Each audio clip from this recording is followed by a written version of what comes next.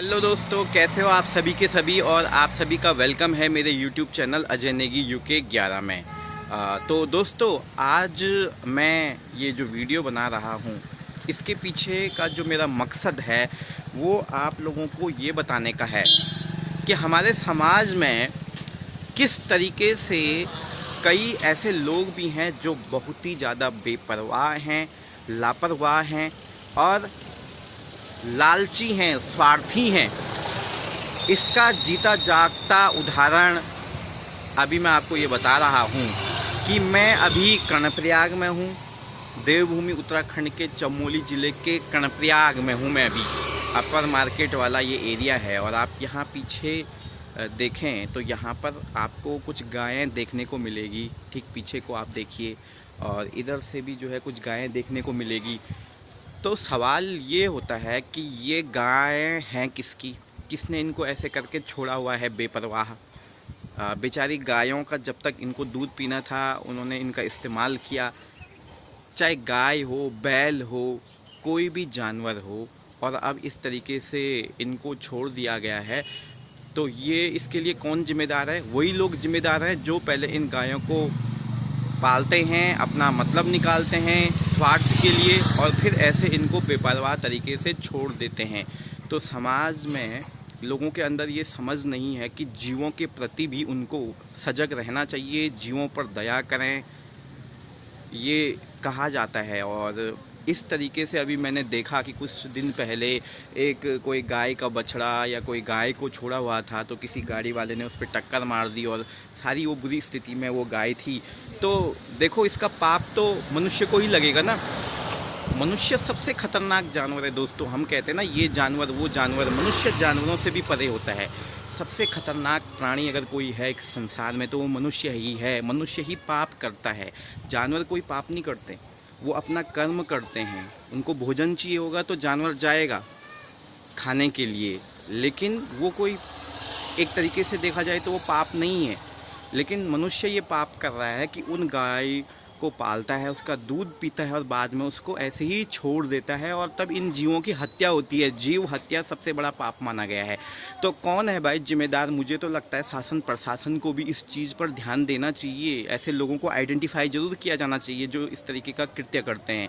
लेकिन बस सब सोए हुए हैं भाई, किसी को होश नहीं है इन चीज़ों के मुद्दे को उठाने का। बस सब सोए हुए हैं सब लोग।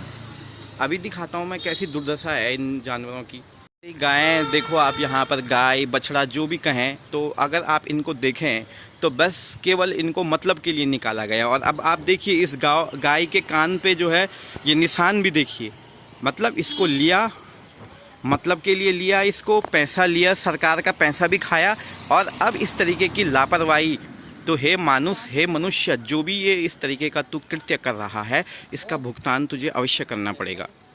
तो कौन है ये इस तरीके का जो कुकृत्य कर रहा है? इन गायों को इस तरीके से छोड़ दिया है। बेचारी गायें ठंड में रात दिन, आप इसका स्थिति देखो कैसी स्थिति हो गई है। तो इसके लिए जिम्मेदार तो ये मनुष्य ही है ना, जिसने इसको छोड़ा, अपना मतलब निकाला और उसके बाद इन गायों पर इस तरीके का अत्याचार। तो बस सबसे खतरनाक प्राणी, जैसे मैंने बोला ना, सबसे खतरनाक और पापी भी मनुष्य ही है। अपने लोभ लालच के लिए गायों को रखता है और उसके बाद ऐसे छोड़ देता है। तो मेरा मानना यह है कि ऐसे लोगों को आइडेंटिफाई किया जाना चाहिए। तो जिस किसी ने भी ये काम किया है, देखो अब यहाँ पर इस गाय को पहले पाला पोसा और उसके बाद उसका दूध पिया, केवल मतलब के लिए इसको पाला और अब छोड़ दिया इसको ऐसे करके। कौन है भाई ऐसे लोग? कौन है ये लोग? इनको तो बिल्कुल जो है सख्त से सख्त कार्रवाई होनी चाहिए, आइडेंटिफाई किया जाना चाहिए ऐसे लोगों को, इनके खिलाफ़ कार्रवाई होनी चाहिए, सख्त से सख्त सज़ा मिलनी चाहिए ऐसे लोगों को, तभी जाकर इनको सबक मिलेगा। अर्थात इस तरीके से इन प्राणियों को इन्होंने ऐसे छोड़ दिया है यार, वो भगवान तुम्हें कभी माफ़ नहीं करेगा भाई, तेरे को कभी माफ़ नहीं करेगा। जिस किसी ने ये गायों को ऐसे छोड़ा हुआ है, श्राप ज़रूर लगेगा तुम्हें।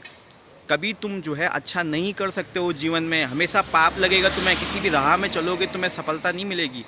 अरे भगवान को पूजते हो, मंदिरों में जाकर पूजा पाठ करते हो और ऐसा कुकृत्य करते हो, इतना घिनौना अपराध करते हो। ये मनुष्य किस तरीके का जो है, आज आप लोगों का विवेक खो चुका है जिन लोगों ने ये कुकृत्य किया है भाई।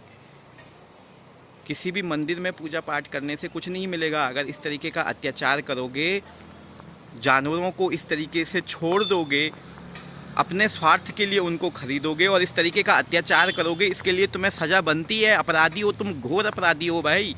जिस किसी ने भी ये कुकृत्य किया है, ऐसे लोगों को आइडेंटिफाई किया जाना चाहिए। मेरा निवेदन है सरकार से, नगर पालिका से, कि इनके लिए कुछ किया जाए। क्या व्यवस्था है, कुछ गौ सदन था, किस तरीके की उसकी स्थिति हो गई है, वो सब जानते हैं, भली भांति जानते हैं।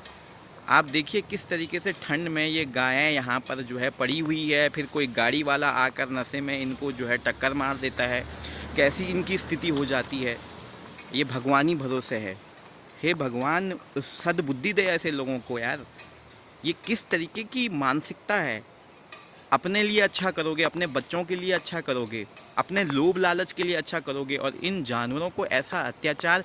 भगवान तुम जैसे पापियों को, अपराधियों को, दुराचारियों को कभी भी माफ़ नहीं करेगा। श्राप तुम्हें ज़रूर लगेगा गौ माता का। पशु हत्या कर रहे हो तुम, इसका आरोप लगेगा तुम पे, क्योंकि ये पशु ऐसे ही करके यहाँ पर जो है कईयों को चोट लग जाती है, वो फिर प्राण त्याग देते हैं। लेकिन इन लोगों की गैरत नहीं जागती है, शर्म लेकिन मगर इन लोगों को आती नहीं। ये क्या स्थिति हो गई है, कहाँ विवेक मर गया है इन लोगों का भाई। अब देखो ना इनकी स्थितियाँ, क्या स्थितियाँ हो गई है। ऊपर से इस नगर में जो है गंदगी का हाल देखो आप, जगह जगह देखो किस तरीके की गंदगी है, कूड़ा कचरा है। फिर ये गायें उन्हीं चीज़ों को खाकर बीमार हो जाती है, मर जाती है भाई। इसका पाप का भागी कौन बनेगा? तुम ही बनोगे भाई। जिस किसी ने ये कर्म किया है, कुकर्म किया है, तू ही बनेगा इसका भागी, इस अत्याचार का, इस दुराचार का भागी तुम ही बनोगे। ये क्या इस तरीके की ये मानसिकता है? क्यों इस तरीके का तुम लोग पाप करते हो भाई? मत करो इस तरीके का पाप। सोचो समझो, भगवान से डरो।